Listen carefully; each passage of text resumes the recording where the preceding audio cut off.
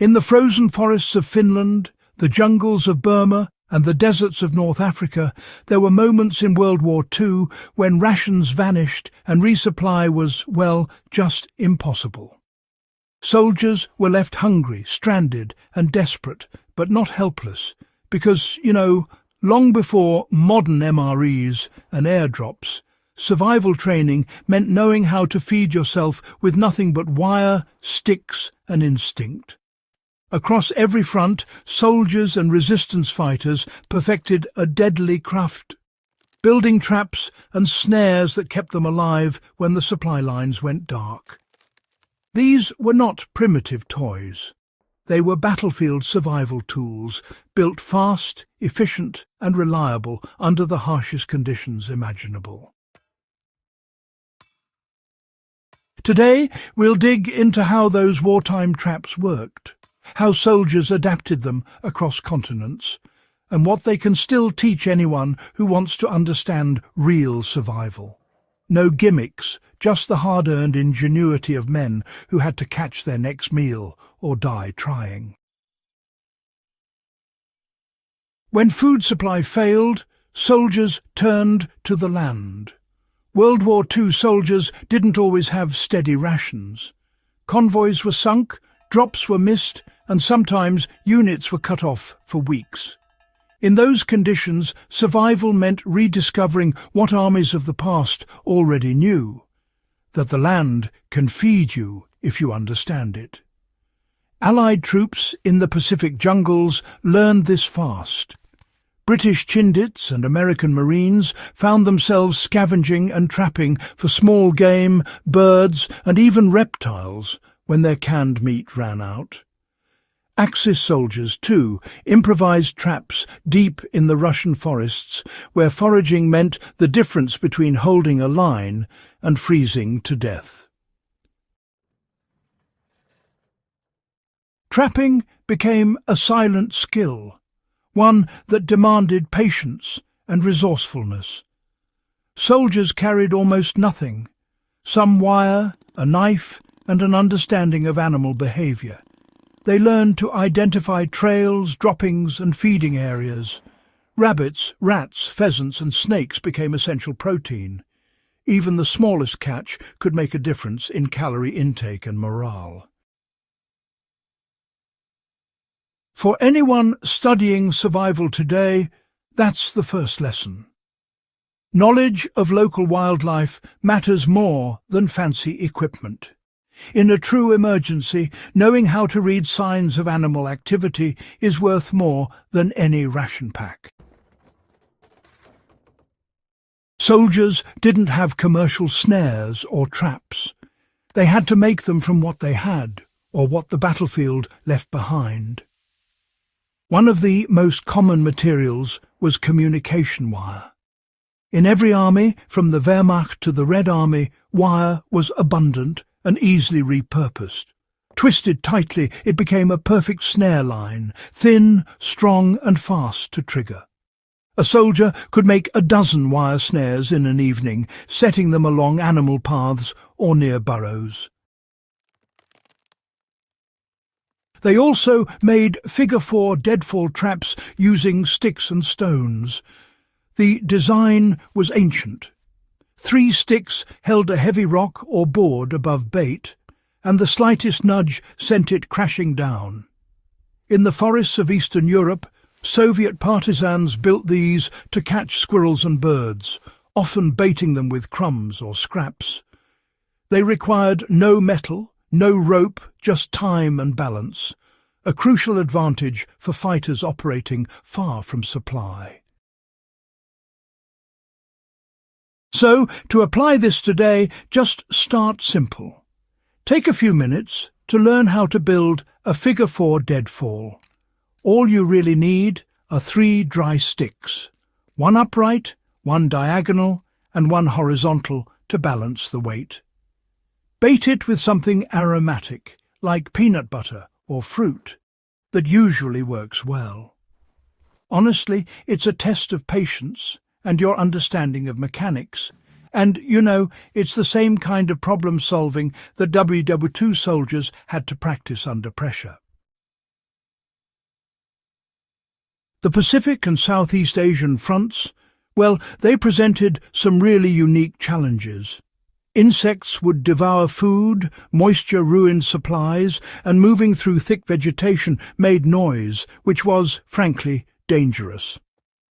Japanese and Allied troops came up with quiet traps, often improvised from bamboo. The simplest and most effective was probably the bent sapling snare. Soldiers would cut a young bamboo stalk, bend it under tension, and anchor it with a trigger line. When an animal tugged at the baited loop, the trigger released, snapping the bamboo upright and tightening the noose instantly. It worked for birds, small mammals, and occasionally even fish when adapted with hooks. The trick really lay in finding the right balance. Too much tension, and it broke. Too little, and it wouldn't trigger at all. Interestingly, this same technique was later taught in Cold War survival schools across multiple nations. If you ever find yourself outdoors for extended periods, this principle can be replicated with a green branch, some paracord or wire, and a simple trigger stick. The concept is universal. Stored tension does the work. It's a timeless design, one that has changed little since World War II, because honestly, it doesn't need to. Not all World War II survival happened in forests or jungles. In besieged cities like Leningrad and Stalingrad, soldiers and civilians trapped rats and pigeons to survive. Rat traps were made from old tin cans with bait inside and a spring-loaded lid. In Leningrad, survivors recorded using lengths of copper wire and scavenged springs from broken machinery to make hundreds of such traps across apartments and basements. Every scrap of protein mattered. Soldiers on both sides also built bird snares using thread and bread crusts. Pigeons, abundant in cities, were captured with simple slip knots placed near feeding areas. In desperate conditions, these small catches meant the difference between starvation and survival. The lesson here is adaptability. Environment dictates design. Whether it was bamboo in Burma or tin in Leningrad, the principle stayed the same. Use what exists around you. Survival is never about the perfect trap. It's about the right one for where you are. WWII soldiers understood that even the best trap failed if it was visible. Camouflage, you know, became the invisible skill behind every successful catch. Snares were often dusted with dirt or ash to remove scent, and wire was rubbed with vegetation so it would blend right into the surroundings. In the Arctic, traps were carefully buried under snow with only the bait exposed. In tropical areas, leaves and mud covered the lines to mask shine and scent. Removing scent and blending into the environment was absolutely crucial. That kind of discipline wasn't just instinct, it was drilled training.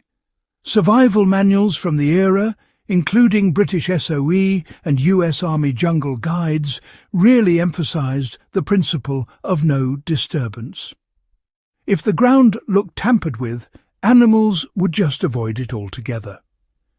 Soldiers practiced setting traps while leaving the least trace possible, a skill that's still relevant to hunters and trappers today.